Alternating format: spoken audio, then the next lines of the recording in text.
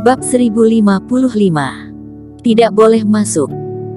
Seiring dengan meningkatnya transisi alam semesta yang dikuasai seorang pejuang, pejuang dapat menentukan lokasi transisi, sementara tidak peduli betapa seseorang mengusasi jurus Buddha melarikan diri tidak dapat menentukan lokasi transisi. Tentu saja ini merupakan kekurangan yang sangat besar, tapi jurus Buddha melarikan diri juga memiliki kelebihannya tersendiri, yaitu jarak yang bisa ditempuh lebih jauh dari transisi alam semesta. Jika transisi alam semesta adalah jurus yang sangat berguna untuk bertarung, maka kelebihan terbesar jurus Buddha melarikan diri adalah untuk kabur. Saat Hafchao bertarung dengan Eric Kin, dia menggunakan jurus Buddha melarikan diri dan langsung kabur ke tempat Kaisar Iblis di dunia tersembunyi. Jarak transisi ini sungguh luar biasa.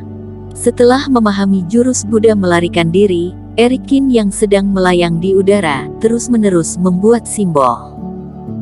Jurus Buddha melarikan diri bukanlah jurus yang bisa dilakukan begitu saja, tetapi harus menggunakan jimat. Tapi yang ia butuhkan bukanlah giok, melainkan tubuh pejuang. Setelah simbol jimat selesai digambar, jimat ini langsung bersinar, lalu kepulan aura bermunculan dan membuat sekelilingnya bergetar. Eric Kin mengangguk dengan puas lalu menjulurkan tangannya, kemudian jimat itu terbang di atas lengannya, dan terus menyusut, setelah itu akhirnya berubah menjadi simbol jimat seukuran kuku jari. Lalu di dalam laut kesadaran Eric Kin, muncul sebuah titik terang, asalkan dirinya menghancurkan benda itu, jurus Buddha melarikan diri akan aktif, dan membawanya melewati ruang hampa. Selesai melakukan persiapan, hari sudah pagi. Cahaya mentari pagi, menyinari Eric Kin dan di saat bersamaan angin dingin bertiup melintasi pegunungan dan hutan, hal ini membuat Eric Kin merasa hangat tapi juga dingin. Eric Kin bangkit lalu pergi meninggalkan hutan. Usai acara pejuang kebanggaan, Sekte Wen Dao kembali seperti dulu.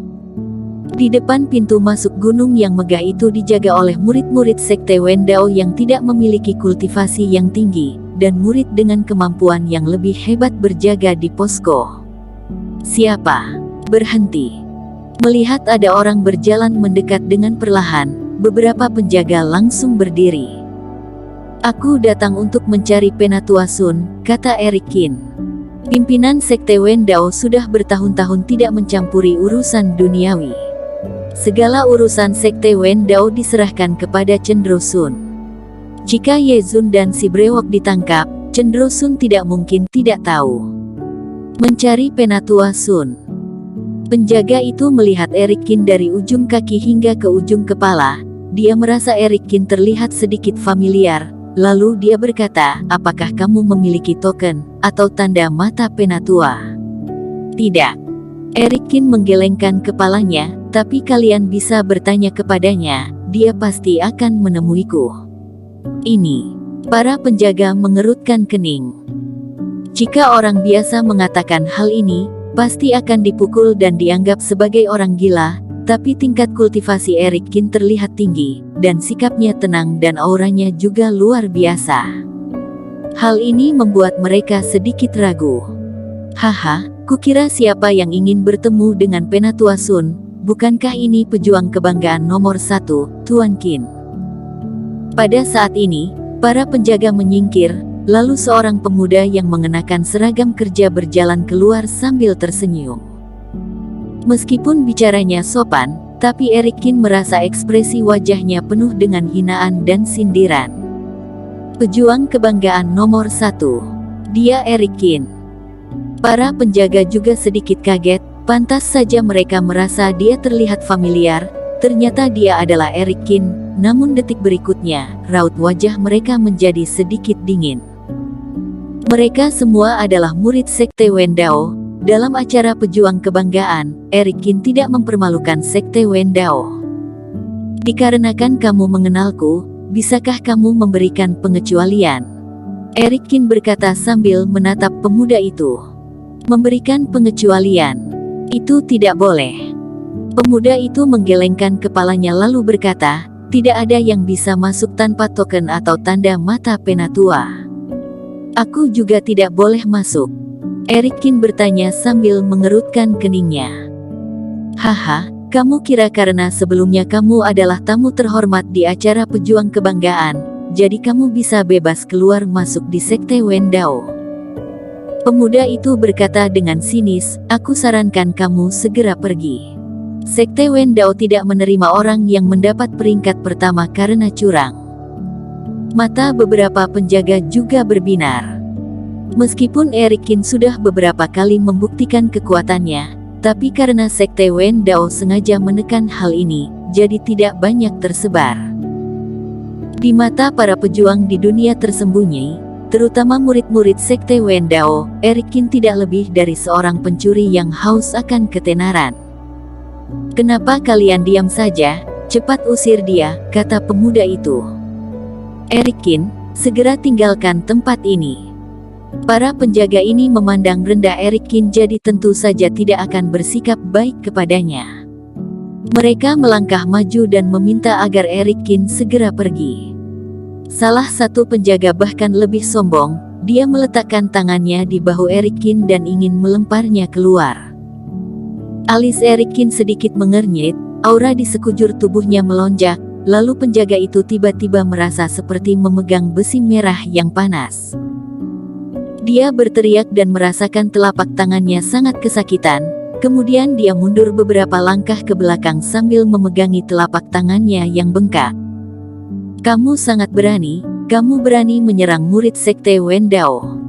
Pemuda itu berteriak, tapi tiba-tiba matanya berbinar. Sebagai sekte terbesar di dunia tersembunyi, sekte Wendao biasanya tidak mengizinkan orang luar untuk masuk. Jadi untuk menghadapi orang yang ingin menerobos masuk, mereka boleh langsung membunuhnya di tempat. Berhenti. Saat semua orang mengepung Eric Kin, sebuah suara yang terengah-engah terdengar dari kejauhan. Denny Pu, putra suci Pu. Melihat orang yang datang, raut semua orang langsung berubah. Eric Kin, ayahku memprediksi hari ini kamu akan datang. Jadi khusus memintaku datang menjemputmu, tak kusangka aku hampir terlambat. Denny Pu berkata kepada Eric Kin. Aku tahu kamu memiliki banyak pertanyaan tentang Ye Zun dan si brewok, tapi nanti aku akan memberikan jawaban kepadamu. Denny Pu kembali berkata. Semuanya, ini temanku, aku akan membawanya masuk dulu. Denny Pu berkata kepada para penjaga dia akan membawa Eric Kin masuk. Tunggu sebentar. Melihat kesempatan besar di hadapannya akan dikacaukan oleh Denny Pu, pemuda itu langsung berteriak dengan dingin. Domenico, ada apa denganmu? Putra suci mau mengajaknya masuk, kamu masih ingin menghentikanku? Raut wajah Denny Pu berubah menjadi serius lalu dia berkata dengan tidak senang. Putra suci, peraturan sekte Wendao yang mana yang mengatakan kamu berhak membawa orang masuk? Cibir pemuda itu. Denny Pu langsung terdiam. Sebagai putra suci sekte Wendao, dia memiliki status yang terhormat. Dulu saat dia membawa orang teman keluar masuk tempat ini, tidak ada yang melarang, tapi kalau soal peraturan dia sebenarnya tidak tahu. Putra suci Pu, di dunia luar Eric Kin ini adalah sampah masyarakat, reputasinya sangat buruk. Aku sarankan kamu jangan bergaul dengannya, agar tidak menyusahkan diri sendiri dan merusak reputasi Denny Pu. Domenico berjalan mendekat, penjaga kembali Eric Kin, dia berkata sambil tersenyum dengan enggan.